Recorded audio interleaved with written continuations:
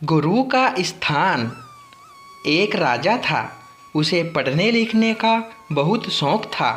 एक बार उसने मंत्री परिषद के माध्यम से अपने लिए एक शिक्षक की व्यवस्था की। शिक्षक राजा को पढ़ाने के लिए आने लगा। राजा को शिक्षा ग्रहण करते हुए कई महीने बीत गए, मगर राजा को कोई लाभ नहीं हुआ। राजा बड़ा परेशान था।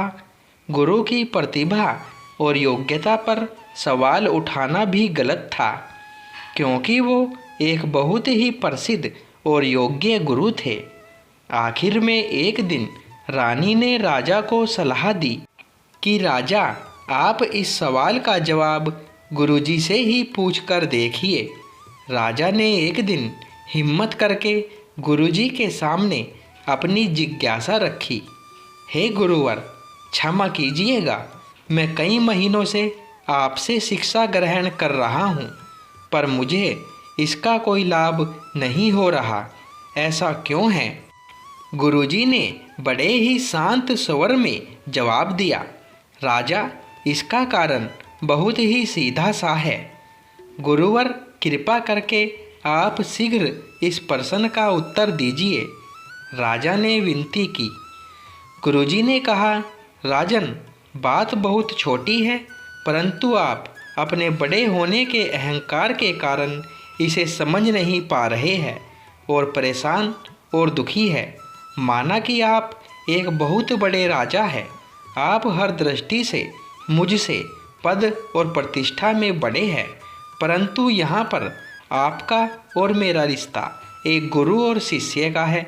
गुरु होने के नाते मेरा स्थान आपसे ऊंचा होना चाहिए, परंतु आप स्वयं ऊंचे सिंहासन पर बैठते हैं और मुझे अपने से नीचे आसन पर बिठाते हैं। बस यही एक कारण है जिससे आपको न तो कोई शिक्षा प्राप्त हो रही है और न ही कोई ज्ञान मिल रहा है। आपके राजा होने के कारण मैं आपसे यह बात नहीं कह पा रहा था। कल से अगर आप स्वयं नीचे बैठे तो कोई कारण नहीं कि आप शिक्षा प्राप्त न कर पाए। राजा की समझ में सारी बात आ गई और उसने तुरंत अपनी गलती को स्वीकारा और गुरुवर से उच्च शिक्षा प्राप्त की।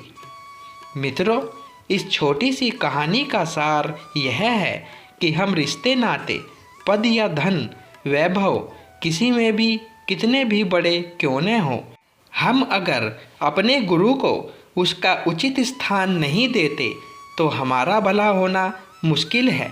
और यहाँ स्थान का अर्थ सिर्फ ऊंचा या नीचे बैठने से नहीं है। इसका सही अर्थ है कि हम अपने मन में गुरु को क्या स्थान दे रहे हैं।